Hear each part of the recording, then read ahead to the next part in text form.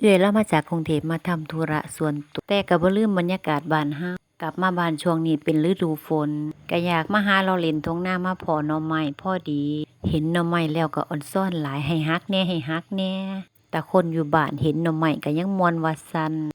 เราไปอยู่กรุงเทพก็หลายปีบ่พ้อบรรยากาศแบบนี้เพราะทุกครั้งที่กลับมาบ้านก็จะมาหน้าแล้งบ่หน้าแล้งก็หน้าหนาวช่วงหน้าแล้งหรือหน้าหนาวก็จะบ่มีหน่อไม้แบบจั่งซี้ หน่อไม้เพิ่นจะขึ้นแต่ฤดูฝนแบบนี้เลยจ้ามีแต่หน่อใหญ่ๆด้วยได้มาสัมผัสบรรยากาศบ้านเฮาเห็นหน่อไม้หน่อใหญ่ๆก็ม่วนหลายซั้นติช่วงเวลาที่กลับมาบ้านก็บ่หลายวันก็เลยต้องฟ้าวเก็บเอาความสุขโดยธรรมชาติบ้านเฮามีเวลาบ่หลายก็มาหาเอาความสุขเล็กๆน้อยๆก่อนจะกลับไปทำงานต่อหักหน่อไม้แล้วเอามารวมกันบาดหน่อไม้ยังซะมาหลายแถมมีแต่หน่อใหญ่ๆเพิ่นว่าขอเก็บรูปไปฝากหมู่กันเด้ออ่อนซ้อนหน่อไม้หลาย หน่อไม้ก็บ่ได้ไปหักไกลดอกอยู่เลาะเถียงนานี่ล่ะ